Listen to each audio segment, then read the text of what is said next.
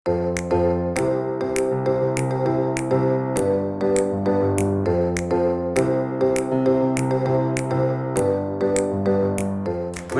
this is my 8th lecture and in 7th lecture I have started electric field. उससे पहले मैंने Coulomb's law complete किया आपके साथ.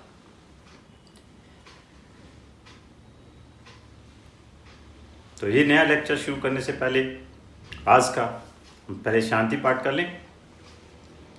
ओम द्यो शांतिरंतरिक्ष शांति पृथ्वी शांतिरापा शांतिरोषध्या शांति वनस्पते शांति विश्वदेवा शांति ब्रह्मा शांति सर्व शांति शांतिरेवा शांति श्यामा शांति रेधि.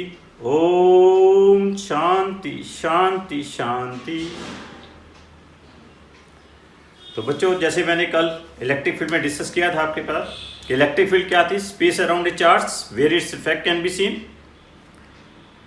और फिर क्या कहा था कि strength of electric field, if in the electric field of a source charge a test charge is placed, force acting per unit test charge is called electric field intensity और that is the strength of electric field. तो क्या आगे थी हमारे पास E vector that is equal to F vector upon Q not, where Q not is the test charge. क्या बताया था टेस्ट चार्ज मैंने क्या कहा था कि it is a very small charge, it is always taken as positive and it is considered that its own electric field is negligible. तो यहाँ से हमारे पास क्या आ गया था, E वेक्टर क्या आ गया था, KQ R vector divided by modulus of R vector cube आ गया था. तो यहाँ से मैंने direction of electric field intensity भी आपको एक्सप्लेन कर दी थी. क्या कहा था कि कोई भी आपके पास पॉजिटिव सोर्स चार्ज है उसके कारण किसी पॉइंट के ऊपर इलेक्ट्रिक फील्ड इंटेंसिटी क्या होगी, अवे फ्रॉम द चार्ज होगी और in the direction of position vector होगी. और अगर नेगेटिव सोर्स चार्ज नेगेटिव है तो किसी पॉइंट के ऊपर इलेक्ट्रिक फील्ड इंटेंसिटी क्या होगी, that is toward the charge होगी. तो this is very important in case of electric field intensity. तो हमारे पास magnitude of electric field intensity क्या आ गया था, KQ by R square. So this electric field intensity is also inversely proportional to the square of the distance. और मैंने क्या कहा था कि it is also a vector quantity when we are having number of charges. In that case at a point the electric field intensity due to number of charges is always taken as the vector sum of the individual electric field intensity. Then I told you the unit of electric field, strength of electric field क्या थी SI system में, newton पर coulomb और volt पर metre थी. तो this is the electric field intensity due to a point charge. मैं आपको principle of superposition of charges के ऊपर एक दो क्वेश्चन करवाता हूं कि suppose we are having two charges which are lying on the three corners of the two charges lying on the two corners of the equilateral triangle plus Q. You have to calculate the electric field intensity due to these charges at third corner of the equilateral triangle. Each side of the triangle is given as unit.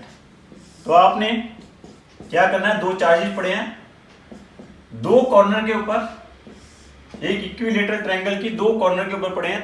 Third corner के ऊपर आपने क्या calculate करना है, electric field intensity calculate करनी है.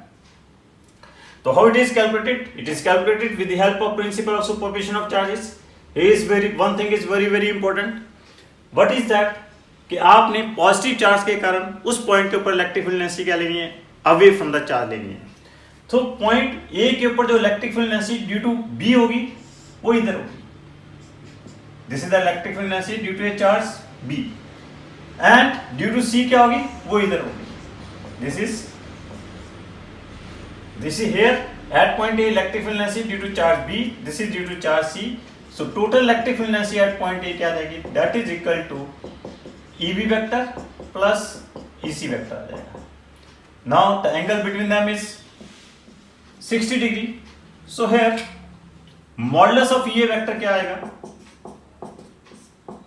Modulus of EB vector plus EC vector. Clear? अब दोनों की मैग्नीट्यूड्स EB और EC के मैग्नीट्यूड सेम है क्योंकि चार्जेस सेम है तो मैग्नीट्यूड भी क्या होंगे, सेम होंगे. और इन दोनों के बीच में एंगल भी कितना है 60 डिग्री है। तो मैंने आपको बताया था लास्ट कूलम्स लॉ के जो हम प्रॉब्लम्स कर रहे थे, if there are two vectors which are having equal magnitude, angle between them is 60 degree, magnitude of the resultant of them will be √3 times of either of them. So here modulus of A क्या होगा, that is equal to √3 times of EB और EC. EB की value क्या होगी, that is equal to K Q by L square. So this is the electric field intensity eight point A. Clear? Now अगर आपने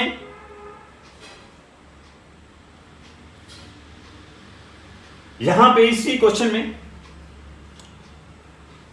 ये plus की बजाय C point के ऊपर जो चार्ज पड़ा हुआ है वो माइनस के ऊपर पड़ा हुआ है, क्या होगा, क्या चेंज आएगी?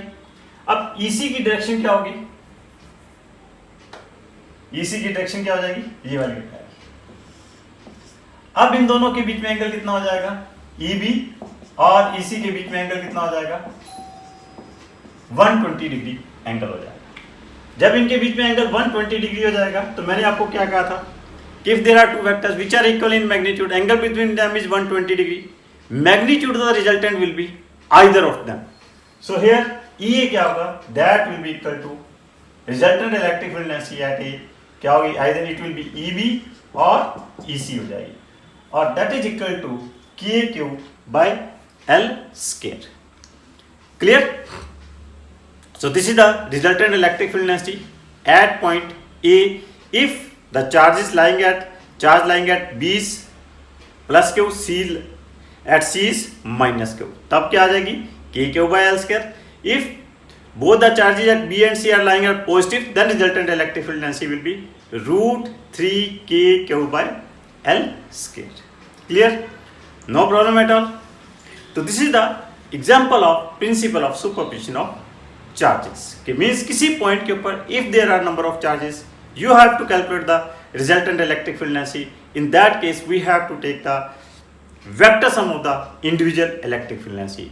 एंड जो इंपॉर्टेंट बात इसमें याद रखनी है कि पॉजिटिव चार्ज के कारण electric field intensity away from the charge and due to negative charge आपने जो इलेक्ट्रिक फील्ड इंटेंसिटी लेनी है that is toward the charge लेनी है।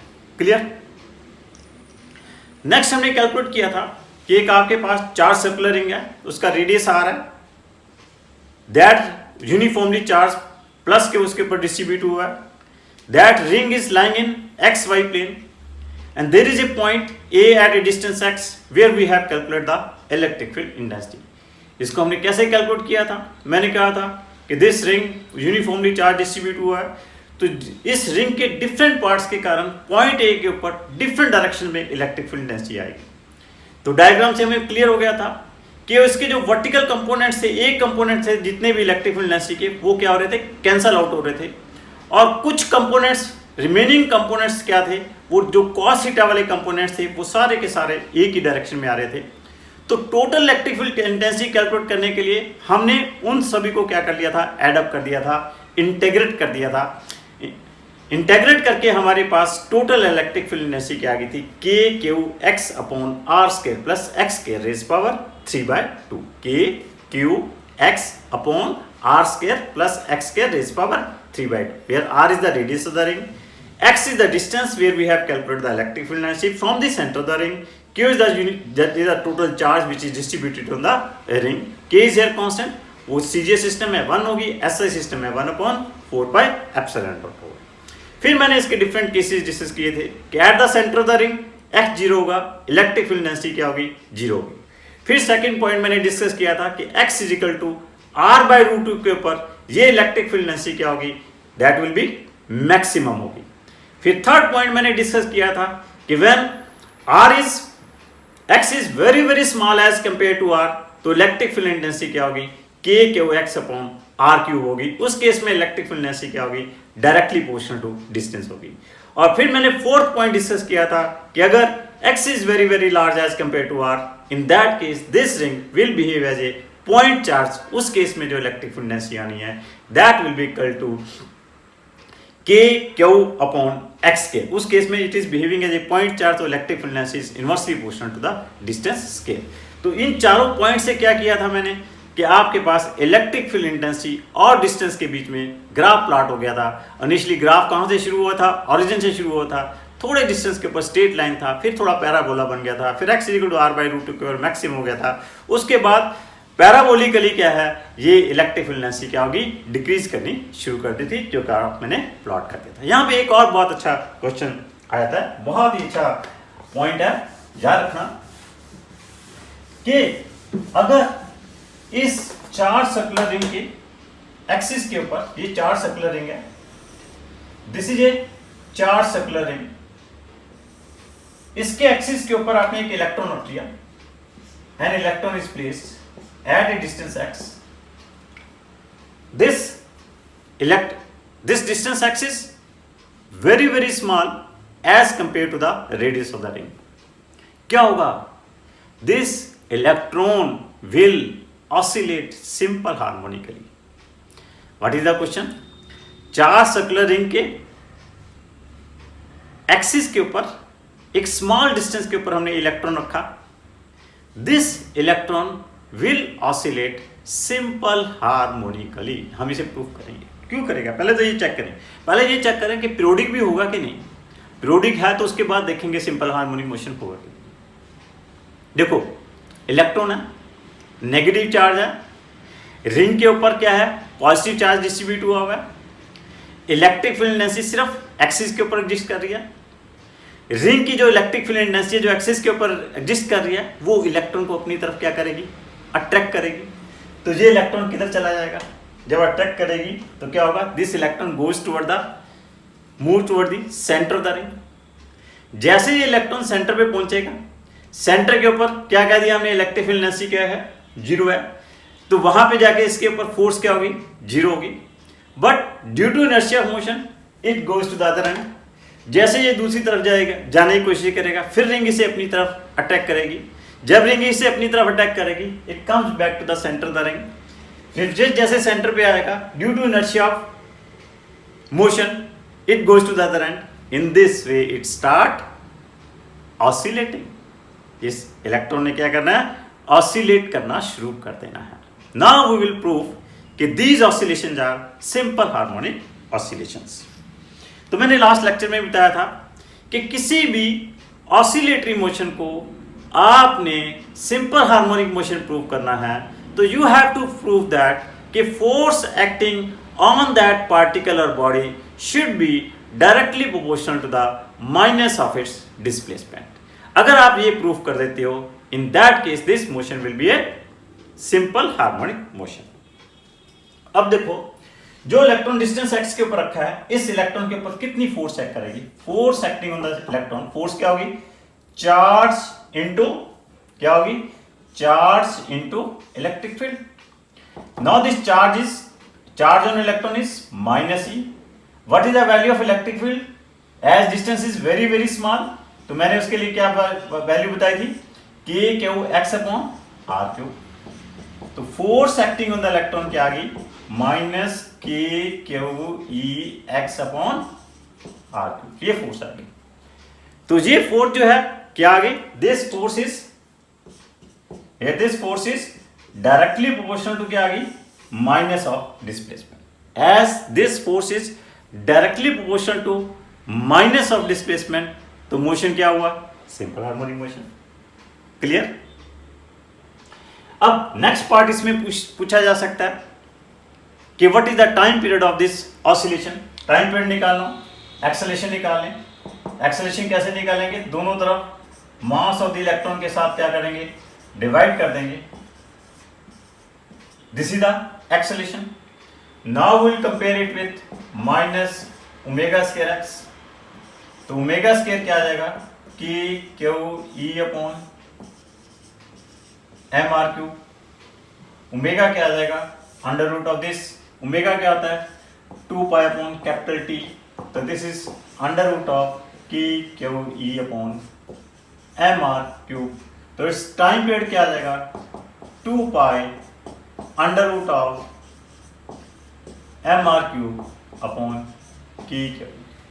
This is the time period of this simple harmonic motion. Clear? तो इस चार circular ring के ऊपर ये छोटे छोटे बहुत अच्छे क्वेश्चन हैं। अब इसमें एक मल्टीपल चॉइस क्वेश्चन आ सकता है,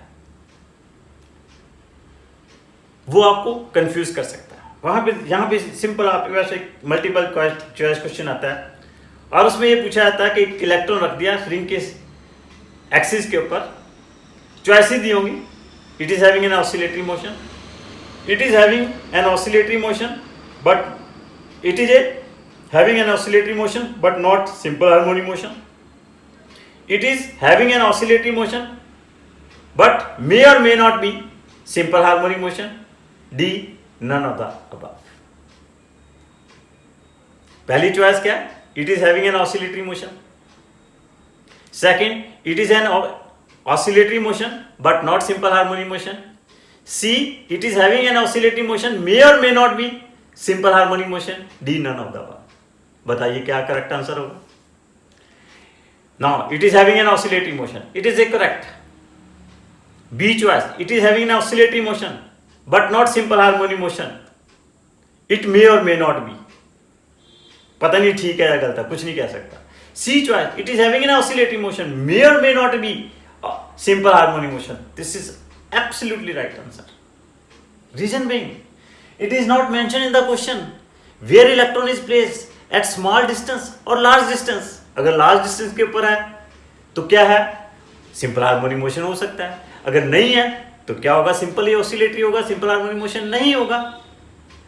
because it is not mention in the question where it is placed, either it is placed at a small distance और it is placed at a large distance. तो answer, correct answer क्या होगा? सी होगा. तो multiple choice question की ये खासियत है कि बड़े ध्यान से आपने आंसरिंग करनी होती है. ये नहीं है हाँ जी ये तो किया था, सिंपल हार्मोनिक मोशन है, ऐसा नहीं. क्लियर? हाँ, अगर ऊपर ये मेंशन किया होता है it is placed at a very large distance, तब इसका आंसर क्या होता है? It is an oscillatory motion but not simple harmonic motion. Clear? अगर ऊपर ये मेंशन किया होता कि it is placed at a small distance, तो ये चॉइस जैसे है, it is an oscillatory motion and as well as simple harmonic motion, तो ये करेक्ट आंसर. क्लियर? तो क्या रखना है मल्टीपल चॉइस क्वेश्चन में, पूछा क्या है और किस तरह से आपने क्वेश्चन अटेम्प्ट करना है. क्लियर? ये जैसे चार सर्कुलर रिंग थी, चार सर्कुलर रिंग की हमने एक्सिस के ऊपर इलेक्ट्रिक फील्ड डेंसिटी कैलकुलेट की. अगर सपोज कर लो सेमी सर्कुलर रिंग हो, if it is A semi circular ring, अगर ये सेमी सर्कुलर रिंग है तो इसके सेंटर के ऊपर अगर आपने इलेक्ट्रिक फील्ड डेंसिटी कैलकुलेट करनी है तो वो कैसे कैलकुलेट करोगे? यहां पे कैलकुलेट करनी है सेमी सर्कुलर रिंग के. वही मेथड से हम करेंगे. सेमी सर्कुलर रिंग है, uniformly charge, positive charge distribute हुआ हुआ. सपोज इट इज गिवन इस लीनियर चार्ज डेंसिटी लैम्डा, इस रिंग की सेमी सर्कुलर रिंग की लीनियर चार्ज डेंसिटी क्या है? लैम्डा है. Radius of this ring is r. So how we will attempt it? Here we will consider two small elements dl. One is this one, another is this one. दो small element dl consider कर लेंगे जैसे वहां पे consider किए थे. अब इसके कारण इलेक्ट्रिक फील्ड डेंसिटी क्या होगी? इधर होगी. इस स्मॉल एलिमेंट के कारण इलेक्ट्रिक फील्ड डेंसिटी क्या होगी? इधर होगी. अगर ये एंगल आपके पास थीटा है तो ये भी क्या होगा? थीटा होगा. ये थीटा है तो ये भी क्या होगा? आपके पास थीटा होगा. यहाँ पे भी डी के दो कंपोनेंट्स आ जाएंगे, इधर D sine theta, D sine theta. D sine theta components क्या हो जाएंगे? कैंसल आउट हो जाएंगे. टोटल इलेक्ट्रिक फील्ड डेंसिटी क्या आ जाएगी? डी ई कॉस थीटा के कारण आ जाएगी. इस डी ई कॉस थीटा को क्या कर देंगे हम? इंटीग्रेट कर देंगे. डी ई की वैल्यू क्या होगी?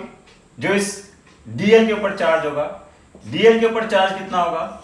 लैम्डा इंटू डीएल होगा. डिस्टेंस कितना है? ये आर है, के lambda D L upon are square cos theta. अब यहाँ पे बस एक जो स्टेप डिफरेंट है, यहाँ पे हम डीएल को भी वैल्यूएट कर देंगे. डीएल को क्या लिख सकते हो?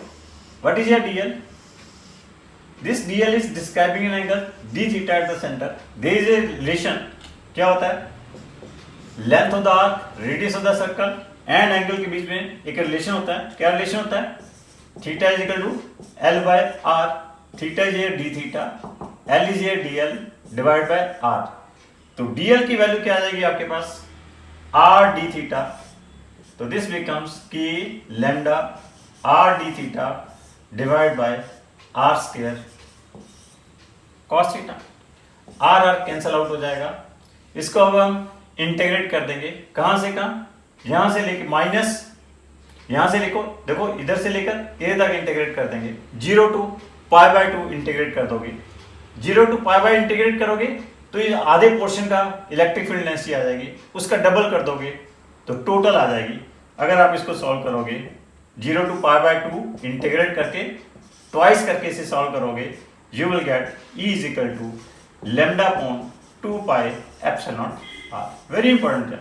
Electric field density due to a semi circular ring at its centre क्या होगी? Lambda upon 2 pi epsilon R. तो यहां पे आप लैम्डा को क्या लिख सकते हो? Lambda can be written as Q by pi R, ये भी लिखा जा सकता है। तो E की वैल्यू क्या आ जाएगी? That is equal to Q upon 2 pi epsilon not pi R square. इसको ऐसे भी लिख सकते, ये भी रिजल्ट हो सकता है। So this is the electric field density due to a semi circular ring at its centre. देखो कंप्लीट रिंग है, उसके सेंटर के ऊपर इलेक्ट्रिक फील्ड डेंसिटी क्या आ रही है? 0 आ रही है। लेकिन सेमी सर्कुलर रिंग है, उसके सेंटर के ऊपर इलेक्ट्रिक फील्ड डेंसिटी 0 नहीं आ रही है। उसके ऊपर कितनी आ रही है? Lambda upon 2 pi epsilon R आ रही है। और याद रखना मींस, और here we can say electric field density due to this semi circular ring at its centre क्या आ रहा है? Inversely proportional to its radius आ रही है। यही रिजल्ट किसके लिए है? अगर आपके पास सेमी सर्कुलर रिंग की बजाय क्या हो? Infinite long line of charge हो। क्या हो? एक लॉन्ग लाइन है। इनफाइनाइट का मतलब very long. This is a long line. यहां पे पॉजिटिव चार्ज डिस्ट्रीब्यूट हुआ है लॉन्ग लाइन के ऊपर, which is having linear charge density lambda. और इस पॉइंट ए के ऊपर डिस्टेंस आर के ऊपर आपने इलेक्ट्रिक फील्ड डेंसिटी निकालनी है। उसकी वैल्यू भी क्या होती है? Lambda upon 2 pi epsilon R होती है। This is the electric field density due to a long line of charge at a distance R. तो here we can say electric field density due to a long line of charge is inversely proportional to its distance। यहाँ पे ये भी question आया था कि what is the graph between E and distance in case of long line of charge as E is inversely proportional to distance, so here the graph will be a rectangular hyperbola। जब कभी भी दो physical quantity means y is inversely proportional to x हो तो graph की shape जो हमेशा क्या होती है? वो रेक्टेंगुलर हाइपरबोला होती है। तो here E is inversely proportional to R, so graph between E and R will be a rectangular hyperbola। Clear? तो ये इंपॉर्टेंट बात आपने याद रखनी है कि electric field density at the centre of semi circular ring and electric field density due to infinite long line of charge, इनके magnitudes क्या है? सेम है। क्लियर? नेक्स्ट बच्चों, एक हमारे पास बड़ी इंपॉर्टेंट टर्म है electric dipole. What is this electric dipole? अब हमारे पास ये हम इलेक्ट्रिक फील्ड जब देखते हैं तो इलेक्ट्रिक फील्ड का बिहेवियर मोस्टली हम एटम्स और मॉलिक्यूल्स के कारण देखते हैं। Mostly molecules consist of atoms, atom consist of positive and negative charge. तो उसके कारण हमारे पास उनके इलेक्ट्रिक बिहेवियर्स देखने हैं। तो उनकी इलेक्ट्रिक बिहेवियर्स की जो प्रॉपर्टी है उनको हम अलग से नहीं देखते कि उसके पॉजिटिव चार्ज के कारण इतनी इलेक्ट्रिक फील्ड है, नेगेटिव चार्ज के कारण इतनी इलेक्ट्रिक फील्ड है। उस केस में हम पॉजिटिव और नेगेटिव चार्ज की इकट्ठी इलेक्ट्रिक फील्ड डेंसिटी देख लेते हैं। तो उसके लिए हमने एक टर्म डिफाइन की है। What is that term? Electric dipole. What is this electric dipole? Electric dipole is a system of two equal and opposite charges separated by some distance. It is a system of two equal and opposite charges separated by some distance. ये plus Q charge है, ये minus Q charge है, they are separated by some distance 2e। इस system को हमने क्या call किया? Electric dipole call किया। अब हर जगह क्या होगा? मॉलिक्यूल्स में जितना पॉजिटिव चार्ज होगा उतना ही नेगेटिव चार्ज होगा। कुछ मॉलिक्यूल्स ऐसे होते हैं कि जिनके पॉजिटिव और नेगेटिव चार्जेस के बीच में कुछ डिस्टेंस होता है। ऐसे मॉलिक्यूल्स को हम नॉन पोलर मॉलिक्यूल्स कॉल करते हैं। उनके पॉजिटिव और नेगेटिव चार्जेस क्या हैं कि बीच में क्या होते हैं? कुछ डिस्टेंस होता है। उन मॉलिक्यूल्स को हम क्या कहते हैं? पोलर मॉलिक्यूल्स कहते हैं। और कुछ ऐसे मॉलिक्यूल्स हैं जिनके पॉजिटिव और negative charges they are considering with each other, एक दूसरे के ऊपर ओवरलैप कर रहे होते हैं। उन्हें हम नॉन पोलर मॉलिक्यूल्स कहते हैं। The molecules whose positive and negative charges are overlap with each other are known as non polar molecules, and whose positive and negative charges are separated by some distance are known as polar molecules. तो means जितने भी आपके पास polar molecules हैं उनके positive और negative charges separate हुए हैं, तो it means that they consist of electric dipoles. तो उनकी इलेक्ट्रिक बिहेवियर देखना है तो एक उनका इलेक्ट्रिक डाइपोल का इलेक्ट्रिक बिहेवियर देख लेंगे तो सारे इलेक्ट्रिक डाइपोल्स का इलेक्ट्रिक बिहेवियर आ जाएगा। फिर हम उसकी सभी प्रॉपर्टीज डिस्कस कर सकते हैं। जैसे नॉन पोलर मॉलिक्यूल्स हैं तो उनको भी हम क्या करते हैं? पोलर बना के उनका इलेक्ट्रिक बिहेवियर देख लेते हैं। पोलर बना के कैसे पोलर बनाएंगे? क्योंकि उनके पॉजिटिव और नेगेटिव चार्जेस ओवरलैप कर रहे होते हैं किसी एक्सटर्नल फील्ड के साथ, उनको हम सेपरेट कर देते हैं। सेपरेट कर देते हैं तो पोलर हो जाते हैं। पोलर हो जाते हैं तो फिर उनके हम इलेक्ट्रिक बिहेवियर देख सकते हैं। उस फिनोमेना को भी हम क्या कहते हैं? पढ़ेंगे हम बड़े डिटेल में जाके कि किसी भी नॉन पोलर मॉलिक्यूल्स को पोलर मॉलिक्यूल्स बनाना है, नॉन पोलर मॉलिक्यूल्स को पोलर मॉलिक्यूल बनाना है, that is called polarization. What it is called? Polarization. But अभी हम सिर्फ किसके बारे में डिस्कस करेंगे? इलेक्ट्रिक डाइपोल के बारे में ही डिस्कस करेंगे।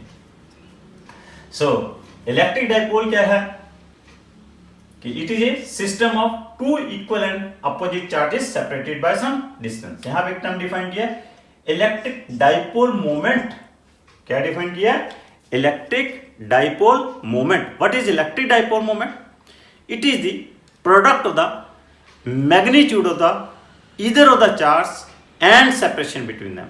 It is product of the magnitude of the either of the charge and separation between them. Q into 2a.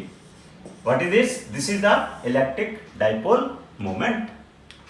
Product of magnitude of either of the charge. दोनों charges के magnitude same है तो कोई भी ले।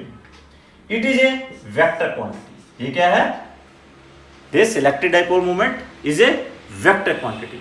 इस direction is taken from कहाँ से कहाँ लेते हैं? This direction is taken from negative to positive charge. This direction is taken from negative to positive charge. Q into 2a. This is electric dipole moment. Clear? तो इसके units क्या हो जाएंगे? Coulomb metre. Units of electric dipole moment will be coulomb metre. तो अब हमने next करना क्या है? इस इलेक्ट्रिक डाइपोल मोमेंट के कारण डिफरेंट पॉइंट्स के ऊपर, इसके एक्सिस के ऊपर, इक्वेटोरियल प्लेन के ऊपर या कोई आर्बिट्रेरी पॉइंट ले लेंगे, ये पूरे इलेक्ट्रिक डाइपोल के कारण what we want to calculate कि हम इलेक्ट्रिक फील्ड इंटेंसिटी देखना चाहते हैं। क्लियर? पढ़कर आना सारा अच्छी तरह रिवाइज करके आना। तो मैं आपको कैलकुलेट करना सिखाऊंगा कैसे। कोशिश करना, नथिंग, कोई सिंपल है कि दो चार्जेस हैं, एक पॉजिटिव है नेगेटिव है, दोनों के कारण अलग अलग इलेक्ट्रिक फील्ड इंटेंसिटी देख लेंगे, उनका वेक्टर सम देख लेंगे, मैग्नीट्यूड निकाल लेंगे, तो that will the total effect of the electric effect of the dipole हमारे पास आ जाएगा, जिसके को हम नेक्स्ट लेक्चर में डिस्कस करेंगे। Thank you very much. So बच्चों, जैसे पता है ये मेरी सारी क्लासेस इस राष्ट्र को समर्पित हैं, पीएम केयर फंड को समर्पित हैं, तो इसलिए ज़्यादा से ज़्यादा आप अपनी समर्था के अनुसार पीएम केयर फंड में डोनेट कीजिए। सो हारेगा कोरोना, जीतेगा India. Stay at home, stay safe. Thank you very much.